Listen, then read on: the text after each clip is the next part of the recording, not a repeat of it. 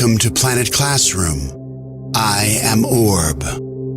Join me as your virtual guide on a journey of global learning called Planet Classroom. You will hear stories from artists, musicians, dancers, technologists, game makers, filmmakers, innovators, and creators of all kinds from around the world.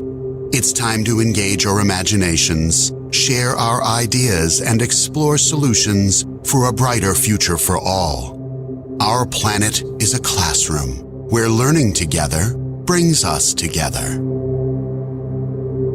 Today we will talk about 3 films now screening on the Planet Classroom Network YouTube channel. The Mess, Addiction and Art, Spotlight on Dopamine, and Throw. All 3 explore obstacles or well-being challenges people can face in their daily lives. We will discuss some of the coping strategies that might help to overcome them. In The Mess, directed by Dorothy Allen Picard, audiences meet Elise, a strong woman who recounts her arduous experiences with bipolar disorder, a mental health condition that causes extreme mood swings, which include emotional highs and lows. I suppose I sort of think about it as if there are loads of different versions of me, sort of the rational Ellis, which is the real one, and then the mania, and then the low, and then the extreme versions of those. And when you slip into one or the other, you just lose sight of the rational. Dorothy Allen Picard, you are on Planet Classroom. It's about remembering that essentially you are normal, and you may feel you're constantly up against people who may use your age or your experience to make you feel illegitimate in what you're going through. But it's really trying not to listen to those and trying to enjoy the good things and, the small things in life. And I think that Ellis would agree with me with saying, when you're really low or you're really high, and you do feel like you lose control, it's really important to not forget that you're not alone and other people go through it too. Ellis was diagnosed with depression and was on medication for 5 years. And I remember her saying that she felt like she was very good, but she was very good at talking about it and letting people in, and had found a language that made her feel like she owned it. But then she discovered she had been misdiagnosed and was thrown into a sense of feeling like she couldn't talk about it because she suddenly didn't understand it. So part of this project was about creating a space for her to find a language and gain ownership over it again. And as I said, Ellis feels very strongly she can't speak for everyone with bipolar, but I think we both hope that audiences after watching this film will at least have a better understanding of how bipolar affects Ellis, and perhaps they'll have some insight into aspects of other people's experience too. It goes so quickly from one to the other, and there are days when I feel really good and I have really high self-esteem and I feel like I'm just a normal person, and then it's only a day later when I probably stabled out that I realised I was being delusional. My name is Poliana Santana. I'm from Brazil and I'm on Planet Classroom. I feel like there's a lot of stigma and disbelief and misinformation surrounding mental illness, and I've heard people who will throw around the word bipolar just to refer to any mood swings, when in fact this is a real disorder affecting real people and it needs to be taken seriously. Having a mental illness like bipolar disorder can be an alienating experience in an environment where it's not widely accepted or even widely known. And films like The Mess not only help educate people about mental health, but also help those who may be suffering from bipolar disorder realize that their feelings are valid and real, and that there is an active effort to erase the misconceptions surrounding mental disorders. My name is Matthew Wogan, and I'm on Planet Classroom.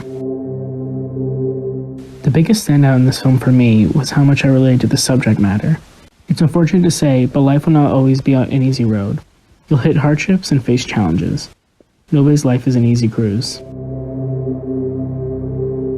Science has proven that if you start alcohol or drugs at a young age, if you start at 11, 12, 13, 14, 15, 16, 17, 18, your brain is not fully formed yet, and you are very, very susceptible to damage. This month, audiences can screen Addiction and Art, Spotlight on Dopamine on the Planet Classroom Network YouTube channel. The presentation by artist, author, and teacher Margaret Dowell explores addiction through artworks. My name is Margaret Dowell. I'm from the United States, and I am on Planet Classroom. It is no mistake that humans are naturally creative. Art is simply one expression of that innate creativity. It makes perfect sense that for some individuals, supportive therapy through art could be valuable in the healing process. There are certainly therapeutic benefits of both the creating of art and the viewing of the artwork of others. Drug use changes brain chemistry. Specifically, it can destroy the dopamine neurons in the brain's pleasure centers, making it almost impossible for someone to experience any natural pleasures at all. The brain images depicted show the effect by the loss of a color, red. To drive this message home, I used familiar subject matter, my cats, Darlin and Angel. As the concept of losing dopamine neurons may be too abstract for young people, I shortened the concept to the loss of red. I created the Addiction and Art video with young people in mind, although the information is certainly relevant to all. Knowledge, of course, is power, and in this video I use my artworks as talking points to illustrate the effects of substance abuse on the brain. Although the ultimate goal for viewers is prevention, I also stress the importance of support when one is in the throes of addiction and ready for recovery. My name is Sofia Rosenblatt. I am from Chile, and I am on Planet Classroom. I think what we should all take away from this film is that substance abuse is a serious issue. But if we are open to talk about it, and learn about it in ways that might be unconventional, but engaging and judgment-free, such as art, then we can prevent future generations from developing addictions, and we can prevent future generations from being misinformed about the topic. The title of this piece is Letting Go. It's a painting, an oil painting, that I did to help a friend who was addicted to drugs. It's a visualization piece. It was something for them to look at, to think about what it was they were doing. I really believe in the power of art to communicate. My name is Mia Carley. I'm from Birmingham, Alabama, and I am on Planet Classroom. I was inspired by Margaret Dowell's final piece of art that depicted several people holding hands. This piece reminded me that we are never alone, and no matter what, there are people who are willing and ready to help, especially in times of need. Until someone learns how to properly treat themselves and take care of their bodies and mind, they can be easily swayed by societal pressures. However, support from trusted family and friends can help to guide lost individuals away from substance abuse and towards healthy, positive choices. I wasn't like all the rest of the kids. People would just pick on me just for being me. This kid's weird, he stutters. I don't know, he's probably like a retard or something. I'm just like, no. Finding one's passion is not a new challenge, but the story of how Coffin Nakmar overcame his struggles and found his passion is a call to action for all of us.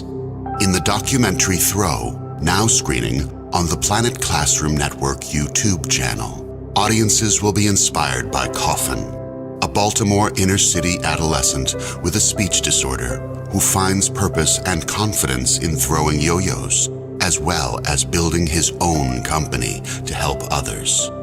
The film is co-directed by Darren Durlack. Darren Durlack, you are on Planet Classroom. Yeah, I think it's inspiring that anyone can have struggle in their lives and find a way out of it and overcome great difficulties.